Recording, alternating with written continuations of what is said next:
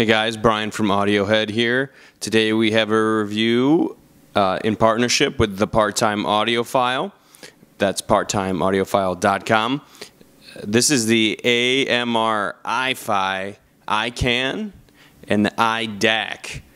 We actually have, in the forefront here, you can see this is the iCan. The iCan is a headphone amplifier exclusive for $250. Behind it is the iDac, and that is a headphone amplifier and a DAC combined into one, and that runs around $300.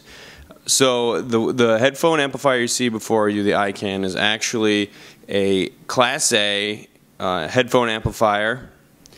It has two external switches on the front, the X bass and the 3D switch. These have 3 different levels of operation. I found the X bass to be pretty substantial. It does a really good job of kind of amplifying the low end without touching the mids and the highs too much. There's very little change to the mids and the highs, and the bass kind of comes up and doesn't really crowd the mids all too much, which is a really great thing. A lot of bass switches out there are not to my preference. I think they do way too much, too hard. This one does a great job of amplifying both the slam and the frequency response without messing with too much other stuff, which is really cool. The 3D switch is also 3 different levels, off, medium, and high. The main things I noticed regarding the switch is it pans some of the instruments pretty hard to the left and the right. It does give you an enveloping 3D experience. But it's you know, it's a little bit of audio trickery. I think that it's a really fun switch, and both of these things, you know, blasted all the way up, are quite something to listen to. Both switches make things a lot more exciting. But as far as resolution, it's not a substitute for a really good resolution. I think it feels more natural when you have, you know, just really high, articulate, natural sound. But for a good time, call the 3D switch, because it is pretty fun, and you can get more of a surround sound, kind of like Dolby feel to it, which is, you know, quite enjoyable in certain situations. The output from this baby is pretty good, and by pretty good I mean it is loud for its size. Of all the DACs I've really reviewed out there, this one has probably one of the most highest outputs for the size in this price range, that being the $300 price range.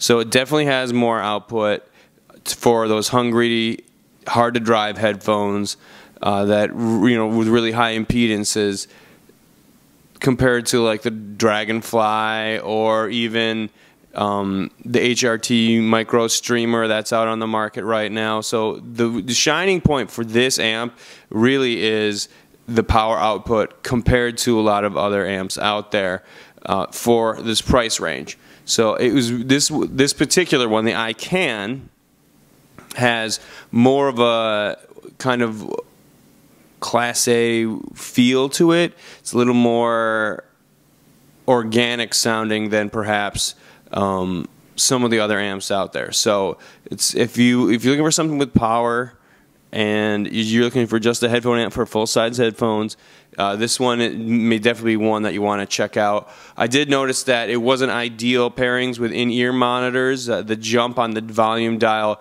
is quite hefty from nothing to something because it is amped up so big. So it's more of a match for full size, but you could still use it for in-ear monitors in a pinch. This fine piece of machinery that you see here is the iDac. This has a single USB input in the back that also powers the unit, which is a big plus in my book.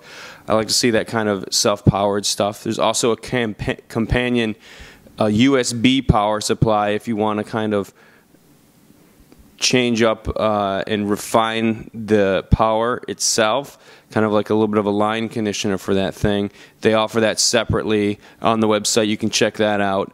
But for the most part, I was really impressed with this in the $300 range. Similar to the iCan, amazing headphone output on the bigger side of things. This also shares an analog out, and obviously the headphone here as well. As far as the DAC is concerned, it was right up there on par with a lot of the other DACs in this range. in terms of clarity and overall sound staging. But once again, the headphone amplifier was above par in the sense that it drove much more power than your typical headphone combo DACs in this range. So the DAC on this is actually quite impressive. I found the clarity and the sound staging, the detail, and the impact really clean with this particular headphone and DAC combination. It's maybe not as, it's a little more analytical, I'd say, than just the headphone amplifier alone, but in a good way. Really articulate, really kind of a nice combination for $300. If you're, once again, driving full-size headphones is really where this thing sparkles. So those are the two DACs. Really nice. I'm really impressed with how things are shaping up in this category as of late. A lot of great options. A lot of improvement. I really think that things have improved vastly over the past couple of, not just in the past year. If you want to get into hi-fi, you can definitely do it for $200 to $300. It'll start to give you a taste of some really good stuff. So that's exciting. Thanks again for everybody for watching, and subscribe to the channel if you can. If you have any comments, feel free to leave them in the comments section on YouTube. Thanks much. Have a good one.